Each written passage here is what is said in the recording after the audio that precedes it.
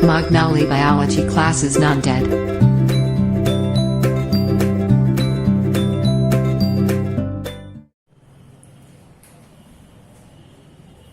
Hello students, welcome to all of you in the Magnoli biology classes. Myself Gunnar Magnoli. Student, in the last class we had discussed about the point of pollination, types of pollination, contrivances for self pollination, contrivances for cross pollination, and agencies of pollination we had discussed in the last class. Now today we are discussing about the next term in relation to your state board as well as NCERT syllabus, that is after pollination another term we have discussed, that is called as outbreeding device.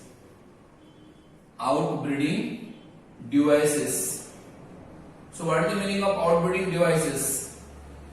Outbreeding is completely opposite to the inbreeding, and outbreeding devices means special adaptation occur in the flower which promote cross pollination. Okay, so outbreeding device को हम ये भी बोल सकते हैं क्या, adaptation for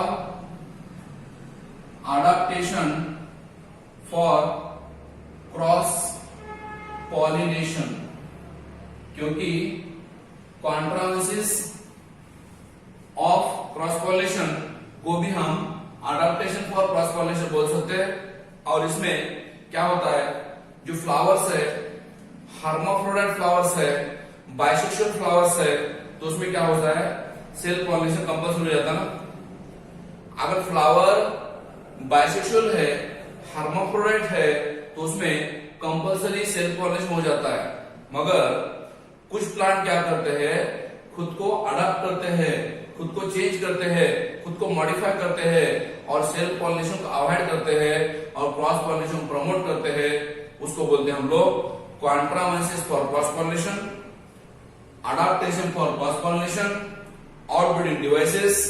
and they are, if the flowers are having bisexual nature, they are self pollinating, and if they are continuous self pollinating, they cause inbreeding depression. अगर flower bisexual है, उसमें अगर कंटिन्यूस सेल्फ पॉलिनेशन हो रहा है, तो उसमें क्या हो सकता है, इनब्रीडिंग डिप्रेशन हो सकता है. आप बोलेंगे इनब्रीडिंग डिप्रेशन क्या है सर? इनब्रीडिंग डिप्रेशन मतलब कंटिन्यूस सेल्फ पॉलिनेशन की वजह से उसकी प्रोडक्टिविटी, यील्ड और फर्टिलाइजेशन कैपेसिटी या फर्टिलिटी कम हो जाती है. फर्टिलिटी एंड यील्ड कम हो जाता है प्लांट का, इसको हम बोलते हैं इनब्रीडिंग डिप्रेशन बोलते हैं. तो फिर सेल्फ पॉलिनेशन अवॉइड करने के लिए और क्रॉस पॉलिनेशन को एनकरेज करने के लिए, हेल्प करने के लिए जो डिवाइसेस बनाते हैं flowers, that device called as outbreeding devices. I hope आपको क्लियर हुआ होगा आउटब्रीडिंग डिवाइस में क्या हो रहा है. ठीक है ना. तो आउटब्रीडिंग डिवाइस में और क्या क्या नेचर है, कैसे कर सकते हैं फ्लावर आउटब्रीडिंग डिवाइसेस. तो पहले नंबर 1 पॉइंट होगा उसमें, अवॉइड द सिंक्रोनाइजेशंस. अवॉइड मतलब अवॉइड करना है, टालना है क्या, सिंक्रोनाइजेशंस.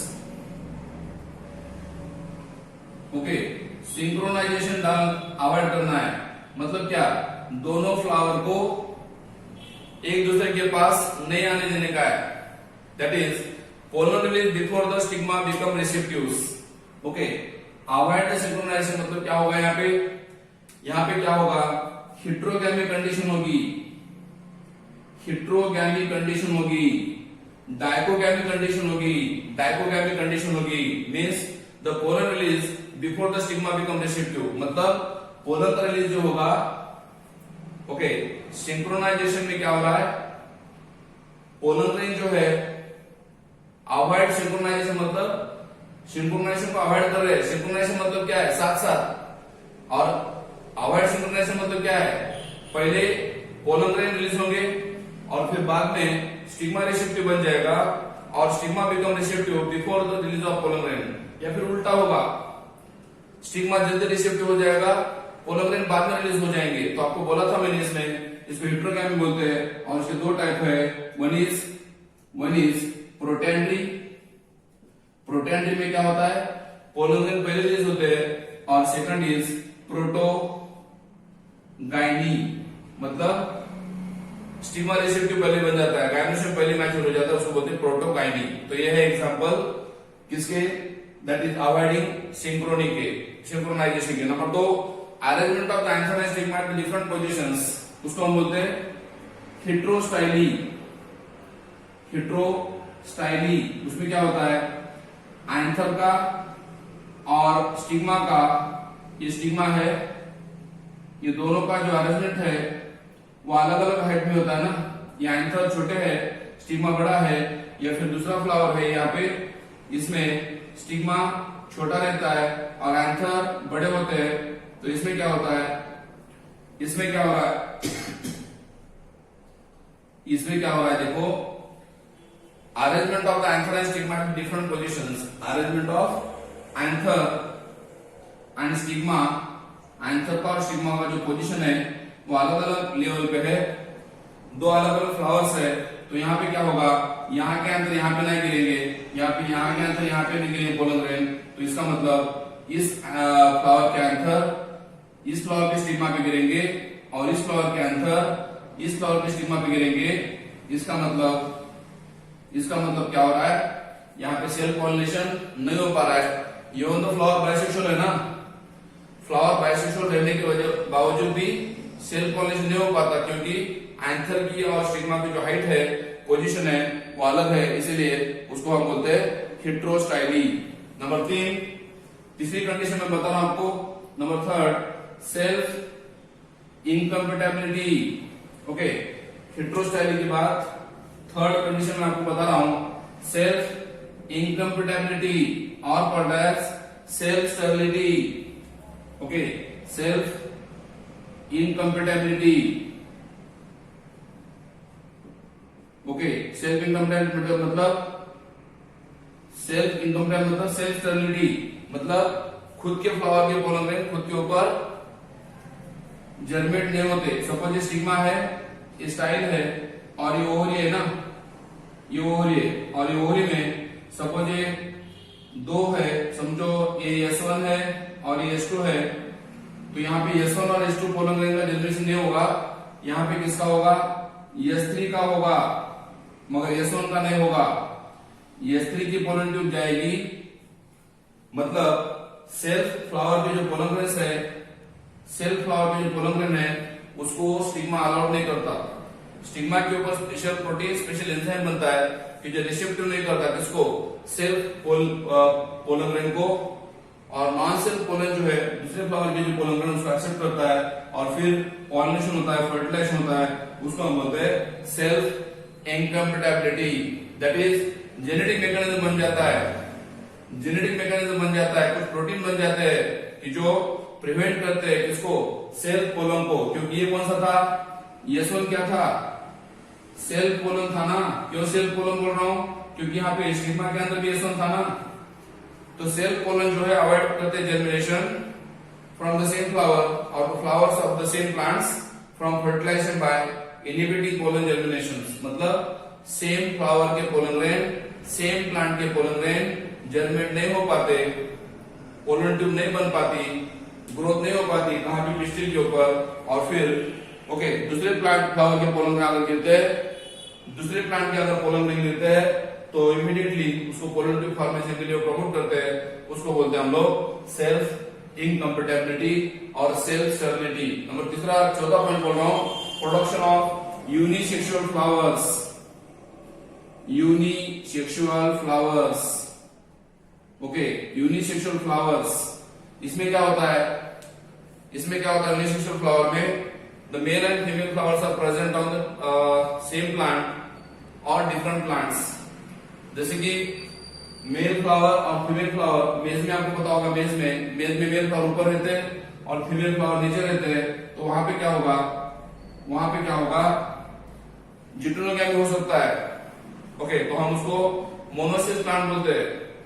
मेल फ्लावर और फीमेल फ्लावर अगर एक ही प्लांट के ऊपर अवेलेबल है तो उसको मोनोसिस प्लांट बोलते हैं। तो उसके एग्जांपल है कैस्टर एंड मेल्स, और कुछ प्लांट ऐसे भी है कि जो डायोसियस है। तो याद रखो, जो मोनोसिस प्लांट है मेल जैसे, उसमें प्रिवेंट होता है क्या, ऑटोगैमी बट नॉट जिग्नोगैमी। किसमें, मेल जैसे फ्लावर में क्या होता है, ऑटोगैमी नहीं हो सकता, क्योंकि ऑटोगैमी के लिए बाइसेक्सुअल फ्लावर चाहिए, ऑटोगैमी के लिए बाइसेक्सुअल फ्लावर चाहिए, मगर जिटोनोगैमी हो सकता है कहां पे? ओके, यूनिसेक्सुअल फ्लावर पे बोल रहा हूं। पहला मोनोसियस फ्लावर्स या मोनोसियस प्लांट। मोनोसियस प्लांट में क्या होता है? जिटोनोगैमी हो सकती है, जिटोनोगैमी हो सकती है, मगर ऑटोगैमी नहीं होगी। ऑटोगैमी नहीं होगी किसमें? मोनोसियस प्लांट में। ओके, जहां पे फ्लावर यूनिसेक्सुअल है मगर प्लांट मोनोसियस है, तो उसमें क्या होगा? मोनोसियस प्लांट में प्रिवेंट ऑटोगैमी बट नॉट जिटोनोगैमी, मतलब ऑटोगैमी नहीं हो पाएगी मगर जिटोनोगैमी हो सकता है। और दूसरा एग्जांपल मैं बता रहा हूं प्रोडक्शन ऑफ यूनिसेक्सुअल फ्लावर का। दूसरा एग्जांपल बता रहा हूं प्रोडक्शन ऑफ यूनिसेक्सुअल फ्लावर का। आपको पता है कुछ प्लांट्स डायोसियस भी है, मतलब जो अलग अलग प्लांट है जिसके ऊपर अलग अलग फ्लावर बनते हैं ना, अलग अलग प्लांट के ऊपर। ओके, उसमें भी क्या होता है? ओके, डायोसियस प्लांट्स बोल रहा हूं मैं उसको। ओके, मोनोसियस प्लांट का मैंने बोला आपको कि जहां पे ऑटोगैमी नहीं हो सकती मगर जिटोनोगैमी होती है। ओके, मगर जो डायोसियस प्लांट है उसमें क्या होता है? मेल फ्लावर एक प्लांट के ऊपर आते हैं, मेल फ्लावर एक प्लांट के ऊपर आते हैं और फीमेल फ्लावर्स दूसरे प्लांट के ऊपर आते हैं ना, तो इसको बोलते हैं हम लोग डायोसियस प्लांट्स। तो डायोसियस प्लांट अगर है तो उसमें क्या होगा? डायोसिस कंडीशन है तो वहां पे प्रिवेंट होता है नो ऑटोगैमी नो जिटोनोगैमी, तो वहां पे क्या होगा? वहां पे होगा खाली एलोगैमी। वहां पे क्या होगा? खाली एलोगैमी होगा, क्रॉस पॉलिनेशन होगा। ऑटोगैमी तो बिल्कुल नहीं होगा क्योंकि उसको बाइसेक्सुअल फ्लावर चाहिए। जिटोनोगैमी बिल्कुल नहीं होगा क्योंकि उसको एक प्लांट चाहिए। यहाँ पे कंप्लीट दो प्लांट अलग है, अलग अलग प्लांट के ऊपर अलग अलग फ्लावर है, इसलिए यहाँ पे ना ऑटोगैमी होती है ना जिटोनोगैमी होती है। तो यहाँ पे क्या होती है? खाली एलोगैमी होती है, क्रॉस पॉलिनेशन होता है। This is about the outbreeding devices. Okay, चार अलग अलग डिवाइस है। उसके बाद मैं आपको नेक्स्ट पॉइंट बताने जा रहा हूं, pollen pistil interaction after outbreeding devices. Another point of the chapter is, chapter का अगला पॉइंट मैं बताने जा रहा हूं, पोलन पिस्टिल इंटरेक्शन। उसी को हम बोलेंगे male female inter relation. Pollen क्या है? मेल है, पिस्टिल कौन है? फीमेल है। ये दोनों में क्या इंटर रिलेशन होता है? कोऑर्डिनेशन होता है, उसको हम बोलते हैं पोलन पिस्टिल इंटरेक्शंस। जैसे आपको पता है एनिमल में क्या होता है? फर्टिलाइजिंग एंटी फर्टिलाइजिंग फैक्टर बनते हैं मेल गैमेट और फीमेल गैमेट के अंदर। ओके, फर्टिलाइजिंग फीमेल गैमेट के अंदर, एंटी फर्टिलाइजिंग मेल गैमेट के अंदर बनता है और वो स्पेसिफिक रहते हैं, मतलब उसी एनिमल के गैमेट उसी एनिमल के फीमेल गैमेट के साथ फ्यूज हो सकते हैं। इसीलिए मैं बोल रहा हूं यहाँ पे। ओके, पोलन पिस्टिल इंटरेक्शन में भी क्या होता है? ये क्या है? ये पिस्टिल है, ये क्या है? स्टिग्मा है, और ये इसके नीचे क्या है? ये ओवरी है, स्टिग्मा स्टाइल ओवरी है। तो होता क्या है यहाँ पे? पोलन पिस्टिल इंटरेक्शन में क्या हो रहा है? उसी प्लांट के अगर पोलन ग्रेन आएंगे तो उसका जर्मिनेशन होगा, और अगर दूसरे प्लांट के आएंगे तो जर्मिनेशन नहीं होगा। ओके, समझो यहाँ पे जो ओव्यूल है अगर वही प्लांट का है और जो पोलन ग्रेन है वही प्लांट का है, समझो यहाँ पे पोलन ग्रेन A1 है। ओके, सॉरी, ओव्यूल ए है, बी है, सी है, ए है, बी है, सी है, तो वहां पे क्या होगा? पोलन ग्रेन का जर्मिनेशन ए का हो सकता है, ए का हो सकता है, बी का भी हो सकता है, बी का भी हो सकता है, मगर यहाँ पे अगर बी की जगह सी की जगह पे डी गिरा तो डी को परमिशन नहीं मिलती ना, डी पोलन ग्रेन को परमिशन नहीं मिलेगी। इसका मतलब नॉन सेल्फ जो प्लांट है उसको परमिशन नहीं मिलेगी। वो जो था मैंने अभी पढ़ाया वाला आपको आउटब्रीडिंग डिवाइस, वो कुछ प्लांट में होता था ऐसा, सभी प्लांट में नहीं होता वैसे, ठीक है। मगर ये जो है जनरल रूल है, ये जो मैं बता रहा हूँ जनरल रूल है। उसी प्लांट का अगर फीमेल है, स्टिग्मा है, ओव्यूल है, और उसी प्लांट का अगर पोलन ग्रेन है तो स्टिग्मा क्या करता है? वो पोलन ग्रेन को पोलन ट्यूब फॉर्म करने के लिए, जर्मिनेशन के लिए प्रमोट करता है, और उसको बोलते हैं हम लोग एक्सेप्ट करना, एक्सेप्ट करना। तो यहां पे ए को क्या किया, एक्सेप्ट किया, ओके, एक्सेप्ट किया, और डी को क्या किया, रिजेक्ट किया। जो सेल्फ नहीं है, जो सेल्फ नहीं है, दूसरे प्लांट का है, उसको रिजेक्ट किया, तो उसको बोलते हैं पोलर पिस्टिल इंटरेक्शन। मतलब पिस्टिल में ऐसी कैपेसिटी है, स्टिग्मा में ऐसी कैपेसिटी है, रिकॉग्निशन करने की कैपेसिटी है। जनरली फीमेल रिकॉग्नाइज करती है, फाइंड आउट करती है मेल को। मेल तो कौन सी प्लांट के ऊपर जाके गिरते हैं, फीमेल के ऊपर। ओके, सपोज चैनल का ओव्यूल है, तो उसके ऊपर मैंगो प्लांट के पोलन गिरेंगे, टैमरिन प्लांट के भी गिरेंगे, नीम के प्लांट के भी गिरेंगे, ओके, कैस्टर के भी पोलन गिरेंगे। मतलब कोई से प्लांट के पोलन गिर सकते हैं, मगर स्टिग्मा क्या करता है, अपने ही फ्लावर जो है, अपने ही प्लांट के जो अपने स्पीशीज के जो पोलन है उसको अलाउड करता है स्टिग्मा, बाकी सबको हकाल देता है, रिजेक्ट कर देता है। कौन, stigma. So called polar pistil interaction, है कि नहीं। जैसे फॉर एग्जांपल अगर आप फ्लैट सिस्टम में रहते हो और एक लाइन से 10 फ्लैट है और आप हर एक फ्लैट का बटन दबा रहे हो, बेल दबा रहे हो, तो आपको किसी भी फ्लैट में परमिशन नहीं मिलेगी सिवाय आपका फ्लैट जो 10 नंबर था उसका आप अगर बेल दबाओगे तो आपको उसी फ्लैट में परमिशन मिलेगा, दूसरे फ्लैट में आपको रिजेक्ट किया जाएगा, हकाल दिया जाएगा, क्योंकि फीमेल जो है, पिस्टिल जो है, आपको पहचान नहीं पा रही है, रिजेक्ट कर रही है, आइडेंटिफाई नहीं कर पा रही है, तो इसलिए पिस्टिल क्या करते हैं, बाकी पोलन को रिजेक्ट करती है, और जो प्लांट्स, सेम प्लांट जो है, सेम फ्लावर जो है, उसी के पोलन में एक्सेप्ट करते हैं, कौन, female. Yes, it is a process in which pistil recognise compatible और इनकंपैटिबल पोलन ग्रेन्स। पिस्टिल क्या करते हैं, एक्सेप्ट करती है, पहले रिकॉग्नाइज करती है, कौन, पिस्टिल। पिस्टिल में कैपेसिटी है कि जो क्या करती है, रिकॉग्नाइज करती है और फिर एक्सेप्ट करती है ना।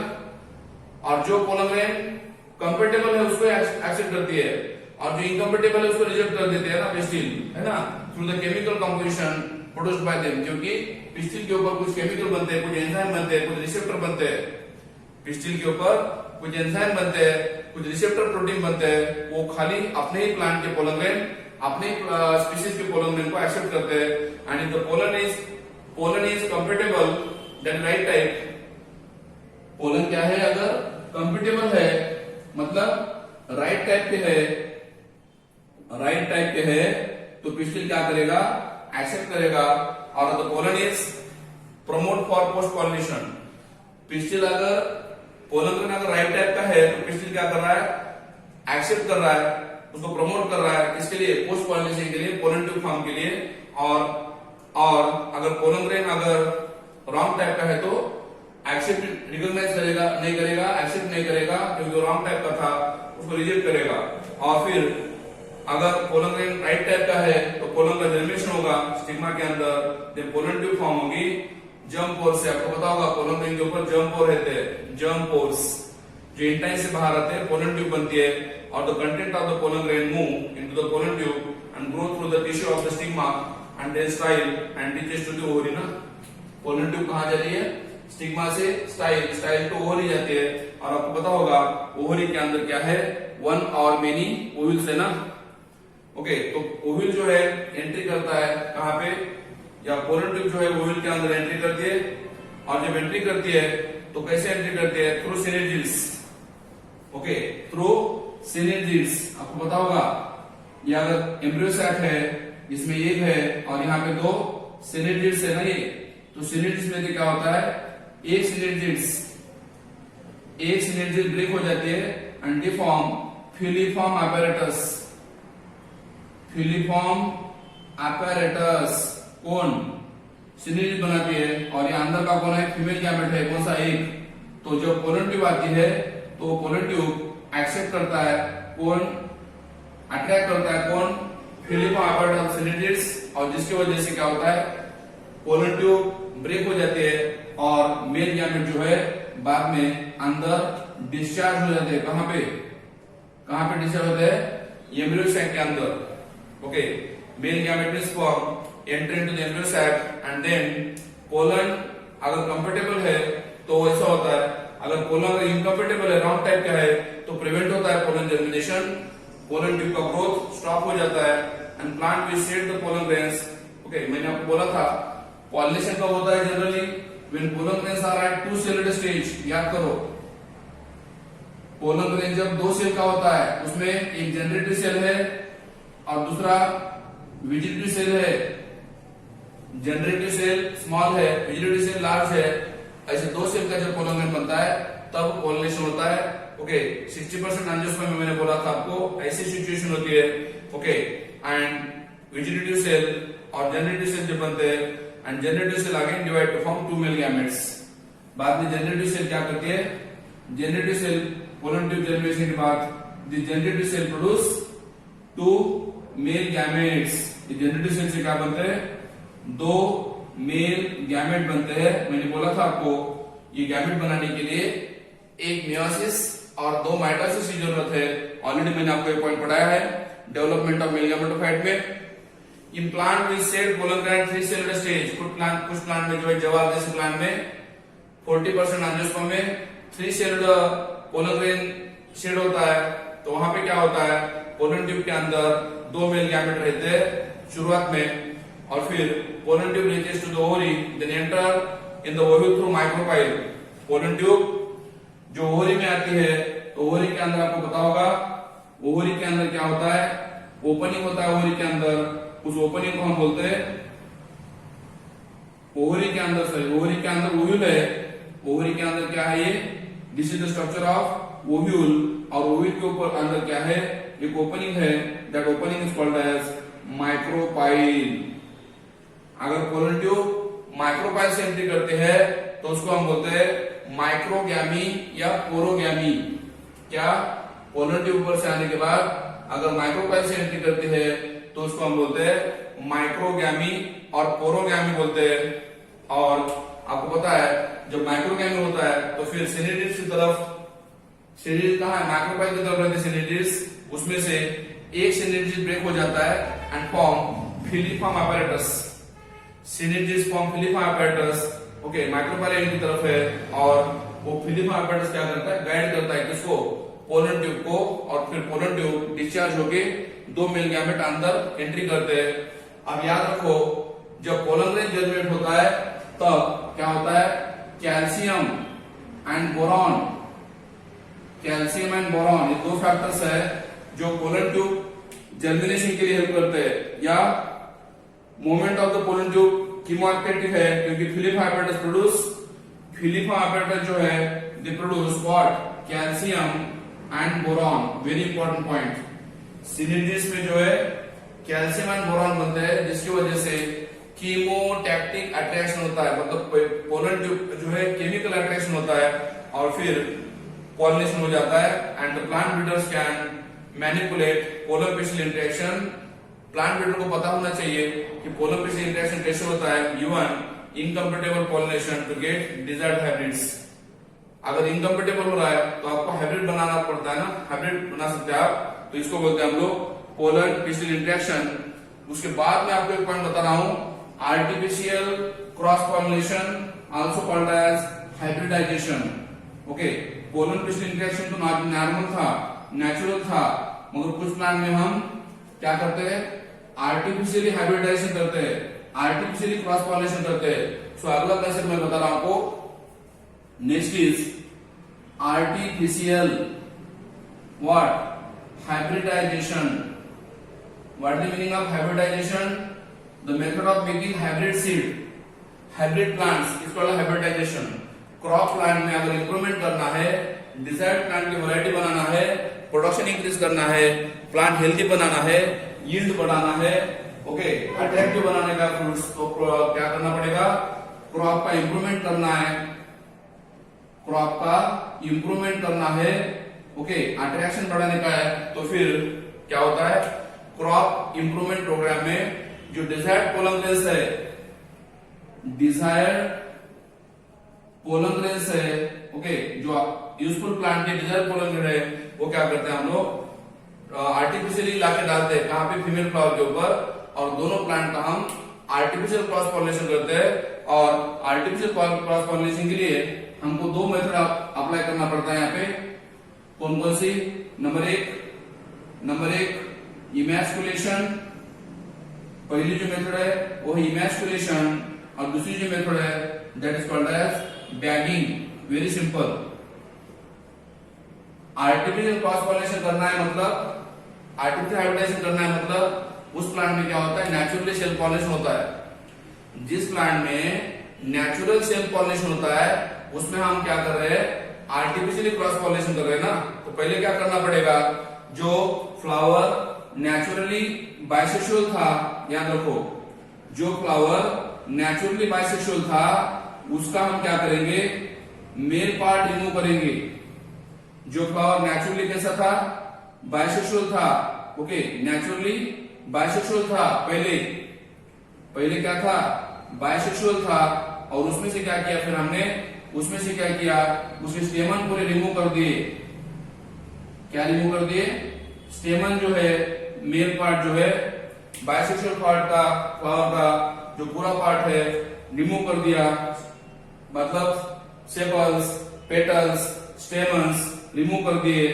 ओके, स्टेमन अगर रिमूव करते हैं, कट करते हैं कभी before pollination, before anthesis, before flower opening. और याद रखो इमैस्कुलेशन जो करते हैं हम लोग अर्ली मॉर्निंग में करते हैं जब फ्लावर बड कंडीशन में होता है, क्योंकि अगर फ्लावर ब्लूम हो गया, ओपन हो गया दोपहर के टाइम में, आफ्टरनून के टाइम में, तो फिर इमैस्कुलेशन करके फायदा भी नहीं है।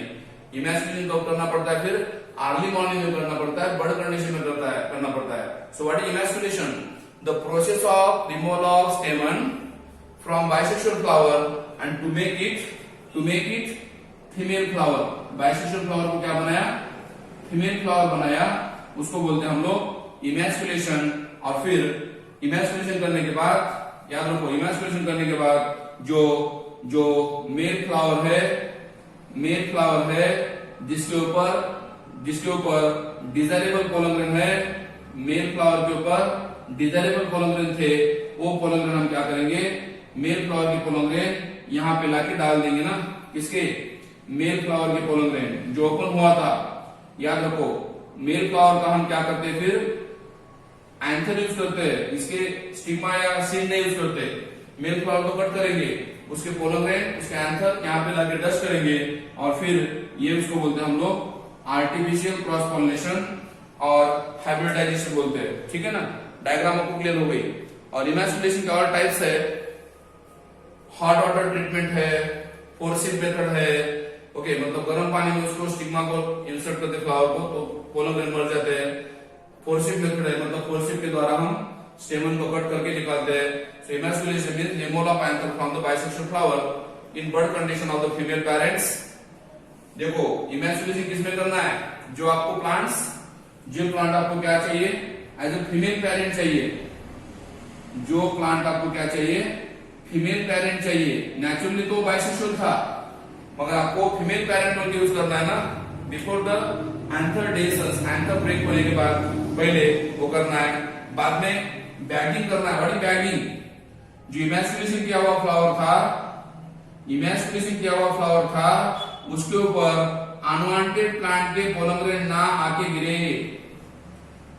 इमैस्कुलेशन करने के बाद अनवांटेड प्लांट के पोलन ग्रेन उसके ऊपर ना आके गिरे, या फिर सेल्फ पॉलिनेशन ना हो, खुद के प्लांट के पोलन के ऊपर ना गिरे, इसलिए हम क्या करते हैं, उसके ऊपर बैग अप्लाई करते हैं। Under applying of bag, paper bag apply करते हैं इमैस्कुलेशन करने के बाद। Okay, suitable bag made up of butter paper. ये जो बैग होती है बटर पेपर की होती है, वो अप्लाई करते हैं। क्यों, क्योंकि अनवांटेड पोलन ग्रेन उसके ऊपर नहीं करना चाहिए, सेल्फ पॉलिनेशन पे अवॉइड करना है। Okay, useful pollen grain, desirable pollen grain उसके ऊपर डालना है। When the stigma attain receptivity, okay, जब ये स्टिग्मा रिसेप्टिव बन जाता है, तो पहले वाली बैग रिमूव करो, और फिर डिजायरेबल पोलन ग्रेन उसके ऊपर डाल दो ना। After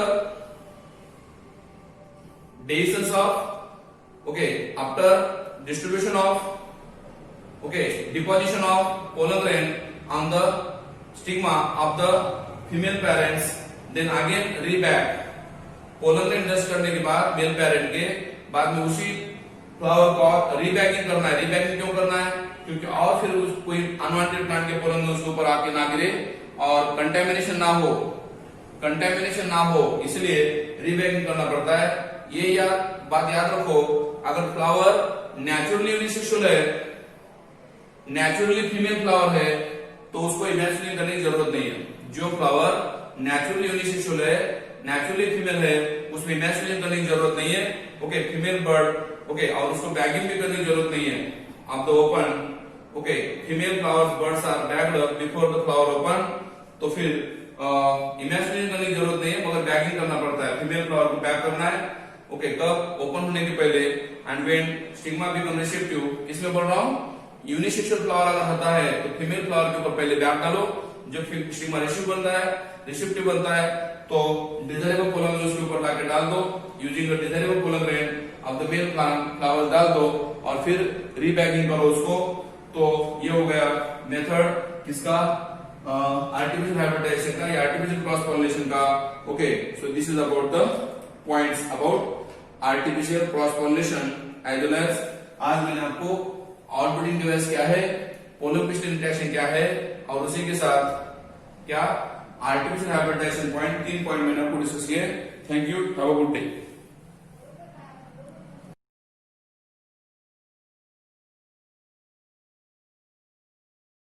Pollination, which results in the transfer of pollen to the stigma, is of two types: self-pollination and cross-pollination.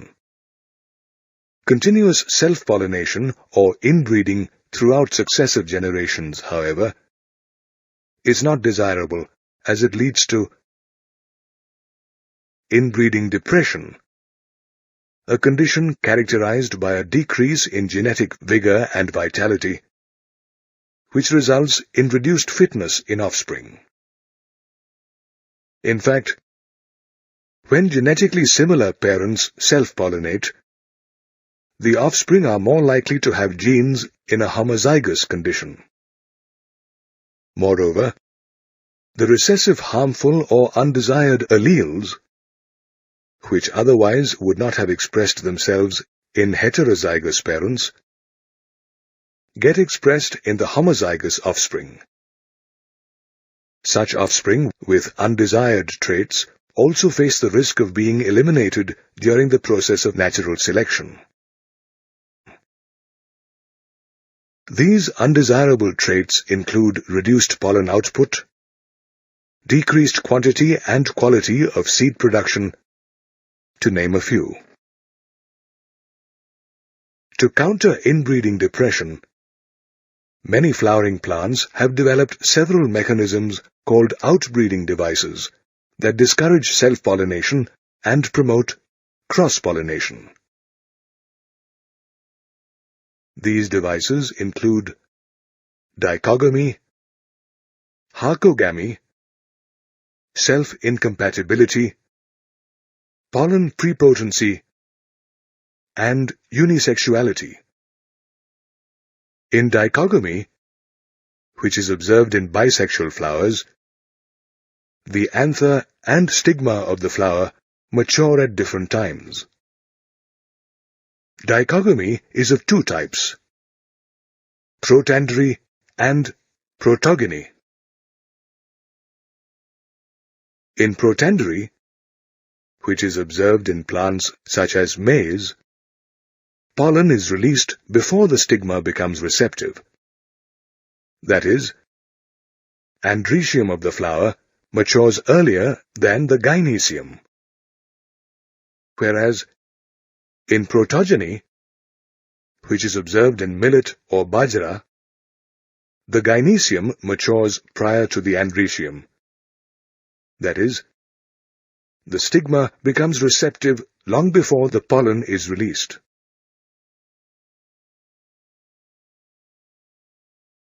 In some plant species, such as hibiscus, the anther and stigma are placed at different heights, which disallows self-pollination by preventing the pollen from falling onto the stigma. This condition is called harcogamy. However, other plant species, such as Passiflora, have developed a genetic mechanism called self-incompatibility or self-sterility. Adept at preventing both orthogamy and geitonogamy, self-incompatibility prevents self-pollen, that is, pollen from the same flower or different flowers born on the same plant, from germinating or developing a pollen tube, a move that prevents fertilization of the egg. Pollen prepotency is another mechanism that prevents self-pollination in certain plants such as Dolichos. This mechanism allows the pollen from another plant of the same species to germinate earlier than the pollen of the same flower. Did you know that the production of unisexual flowers is also a mechanism developed to thwart self-pollination? In the case of monoecious plants, such as coconut, unisexual flowers prevent orthogamy, but not geitonogamy. However, in the case of dioecious plants, such as papaya, unisexual flowers prevent both orthogamy and geitonogamy. Interestingly, post-pollination, the pollen and pistil start interacting with each other by releasing a series of chemicals. This interaction allows the pistil to recognize whether the pollen is the right or wrong type. The right type of pollen implies that the pollen belongs to the same species as that of the stigma. The wrong type, on the other hand, means that the pollen is self-incompatible or belongs to other plant species. The pistil rejects the wrong type of pollen by preventing it from germinating or disallowing the growth of the pollen tube. Conversely, if the pollen is of the right type, the pistil accepts the pollen and initiates post-pollination events.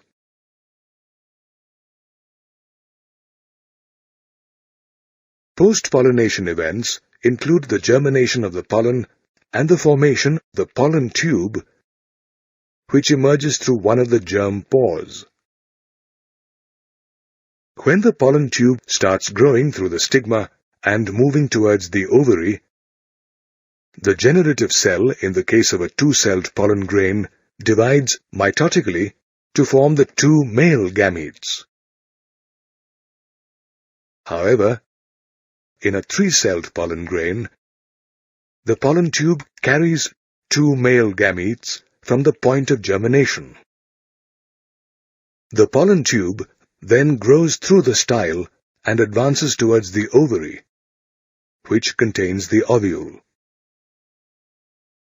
The pollen then makes its way through the micropyle, the entry point of the ovule, and pierces the filiform apparatus that guides its journey towards the synagid.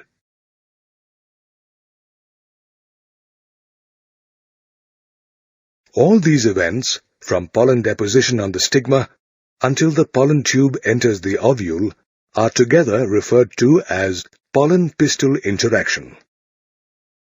The study of pollen-pistil interaction has generated a lot of interest among breeders involved in artificial hybridization, a crop improvement program to produce commercially superior crops with desirable traits such as insect resistance.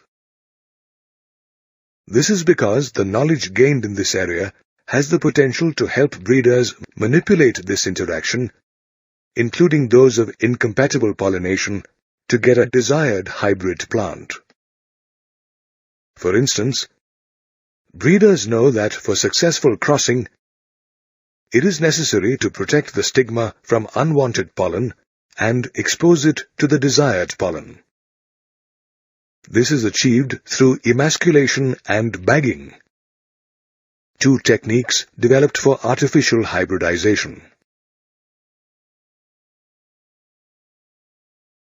In emasculation, which is carried out in female plant-bearing bisexual flowers, a pair of forceps is used to remove the anther before it dehisces.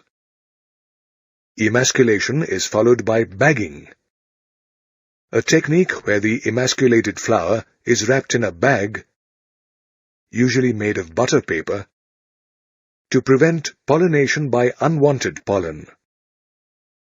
When the stigma of the bagged flower becomes receptive, it is dusted with mature pollen grains collected from the selected male parent.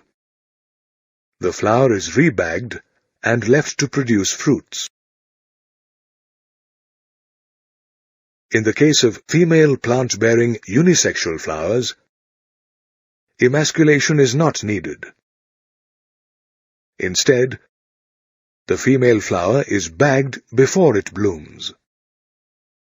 After the flower has bloomed and the stigma has become receptive, the desired pollen is dusted over the stigma before rebagging the flower.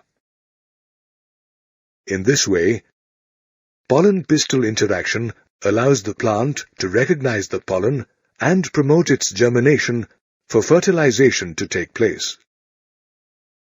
Moreover, gaining knowledge in this field enables the growth of a superior variety of crops.